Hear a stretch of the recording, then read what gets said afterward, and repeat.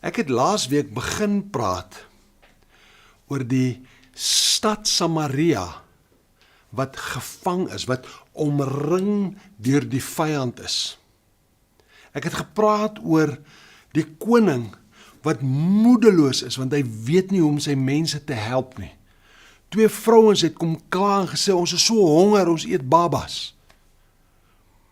En hierdie koning het beskuldig vir die Here, terwyl hy wil nie die Here dien nie. Nou die opskrif van hierdie, die Afrikaanse woord is die beleg van Samaria. Maar die ou Hebreëse woord is iets soos, wanneer jy in 'n sak gegooi is. Jy is in 'n sak toegemaak. En kan nie uit nie. Die Samaria is in 'n sak toegemaak. Hulle kan nie uit nie. Niks kan in nie en niks kan uit nie.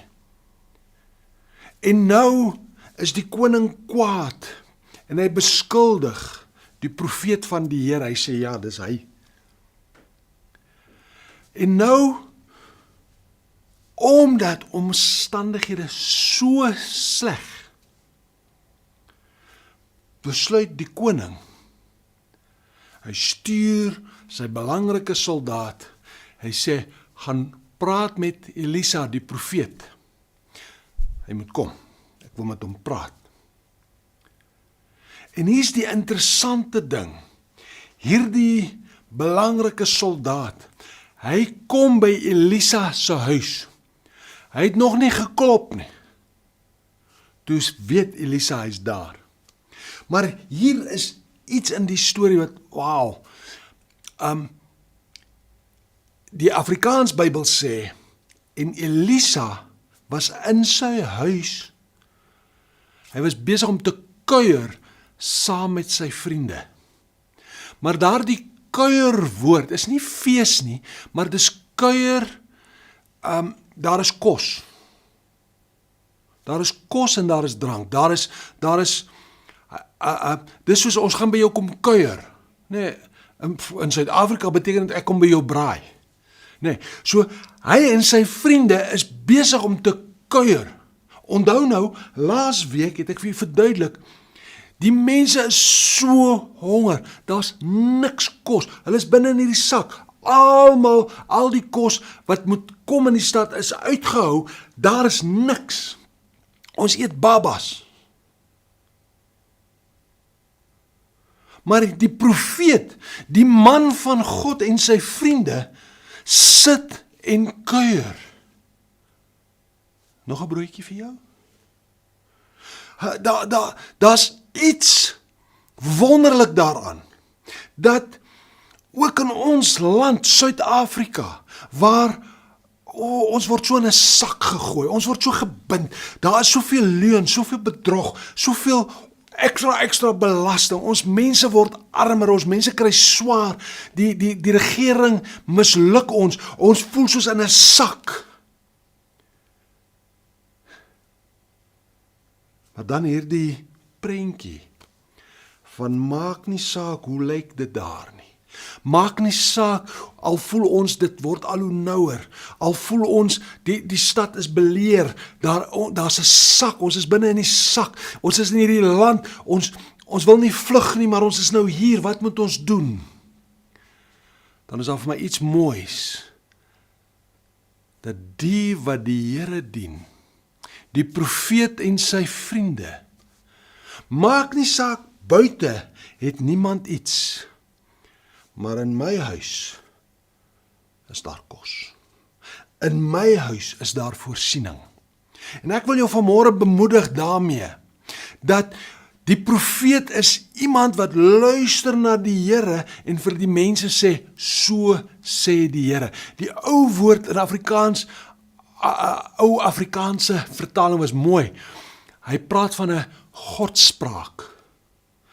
'n Profeet bring 'n godspraak. Dit is soos om te sê, hy hoor en hy praat net soos God. Dis mooi. En hierdie profeet en sy vriende hoor by die Here en hulle praat soos hy. Hulle het kos. Sal ek en jy vanmôre, of vandag, sal ons vandag net sê, Here, maak nie saak omstandighede. Maak nie saak, al voel ons Suid-Afrika is in 'n sak, al voel ons die wêreld is teen ons, al voel ons die regering is nie goed nie, ons koning dien nie die Here nie, al daardie dinge, sal ons vandag in ons huis, by jou plek, sal jy die Here vertrou, sal jy luister en praat soos hy, sodat jy in jou huis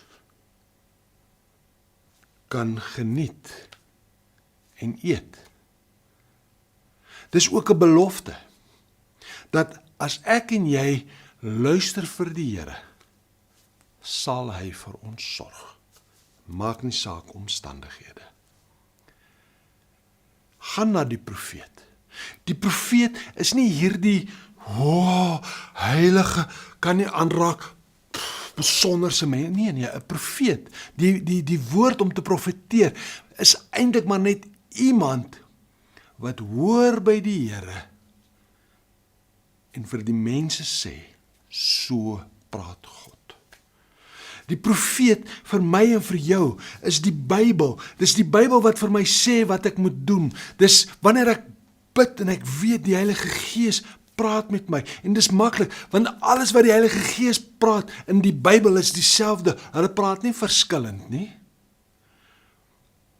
So wanneer ek die profeet se invloed toelaat, dan is dit asof ek die profeet se vriend is en ek sit aan die tafel en ek geniet. Mag jy dit so ervaar. Kom ons bid saam.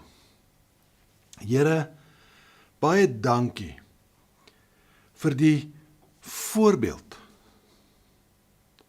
van 'n profeet wat terwyl almal nie weet wat om te doen, hoe om te maak nie, terwyl die koning van die stad nie weet nie,